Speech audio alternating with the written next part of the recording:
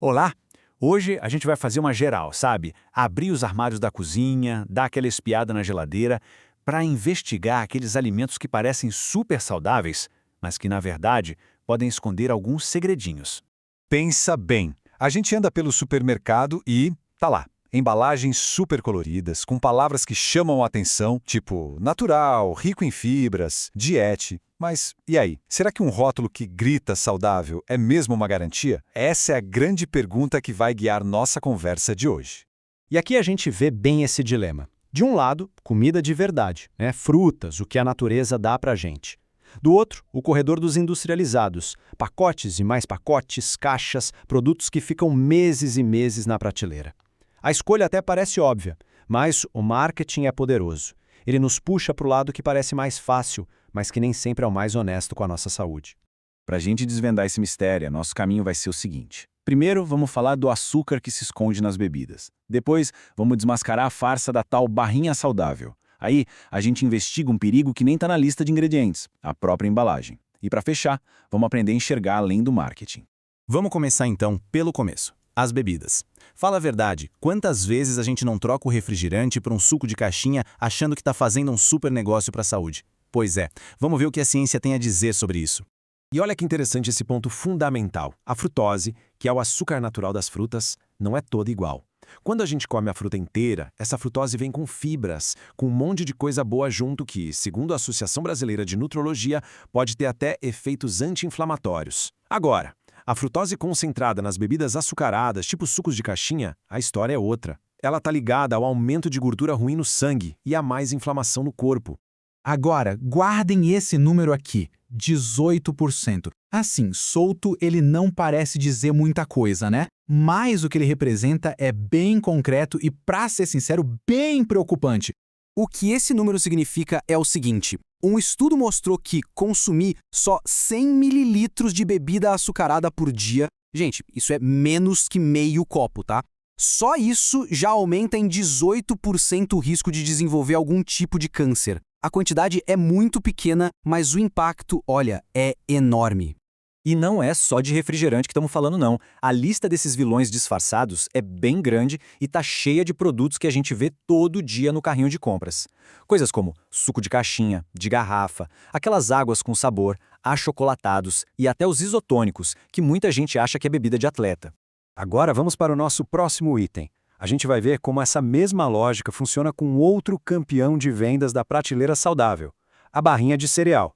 É prática, fácil de levar na bolsa, mas será que ela é um lanche assim tão inocente? Olha só que absurdo esse caso real. Uma barrinha de cereal que era vendida no Reino Unido tinha quase 40% de açúcar na composição. E mesmo assim, o comercial foi aprovado para dizer que ela era saudável. Por quê? Porque tinha cereais e ferro. Isso só mostra como o marketing e as brechas nas regras podem enganar a gente completamente. E o problema não é só o açúcar. O Guia Alimentar para a População Brasileira alerta para uma coisa chamada densidade calórica. Uma barrinha de cereal tem umas 4 calorias por grama. Agora compara com um prato de arroz com feijão, que tem menos de 2 calorias por grama. Ou seja, a barrinha, num pedacinho pequeno, entrega uma bomba de calorias. E nem mata a fome direito. E por que é tão difícil comer uma só? Porque esses produtos são projetados para isso.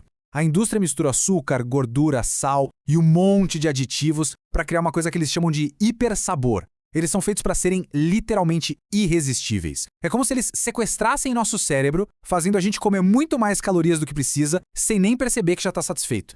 Bom, a gente já viu o problema do açúcar, da formulação, mas e se eu dissesse que existe um risco que nem aparece no rótulo? Um perigo que vem da própria embalagem do produto. Deixa eu apresentar para vocês o bisfenol A, o famoso BPA. Ele é um composto químico usado para fazer alguns tipos de plásticos e resinas. Ele está, por exemplo, por dentro de muitas latas de alimentos e também em alguns potes de plástico e naqueles garrafões de água. O grande problema é que esse BPA pode passar da embalagem para a comida, principalmente quando a gente esquenta. Aqui no Brasil, ele já foi proibido em mamadeiras, lá em 2011, o que foi ótimo. Mas ele ainda está por aí em muitos outros lugares. Em latas, potes e naqueles garrafões de água que a gente reutiliza. Mas por que o BPA é tão perigoso? Porque ele é o que os cientistas chamam de disruptor endócrino. Traduzindo, é uma substância que bagunça todo o nosso sistema hormonal. Ele consegue imitar ou até bloquear a ação dos nossos hormônios naturais. E essa bagunça hormonal não é pouca coisa não. Vários estudos já ligaram a exposição ao BPA a uma série de problemas, como alterações nos hormônios, dificuldades de reprodução e até um risco maior de desenvolver certas doenças. É uma ameaça silenciosa que vale a pena a gente ficar de olho. Certo, diante de tudo isso, a pergunta que fica é: como é que a gente se protege e faz escolhas melhores? A resposta está na informação. Chegou a hora de aprender a ler além das promessas bonitas da embalagem e se tornar um consumidor mais ligado, mais consciente. Aqui tem uma listinha bem prática de falsos saudáveis para a gente ficar de olho. Além dos sucos e barrinhas que a gente já falou, temos que prestar atenção no chocolate diet, que muitas vezes é lotado de gordura, nos iogurtes com sabor, que são cheios de açúcar e corante, na gelatina, que é basicamente açúcar e aditivo, e até no peito de peru, que tem essa fama de ser levinho, mas é um embutido com uma quantidade altíssima de sódio. Se a gente tivesse que resumir tudo em uma única dica, seria esta aqui. A regra de ouro do Guia Alimentar para a população brasileira. É simples, mas muito poderosa.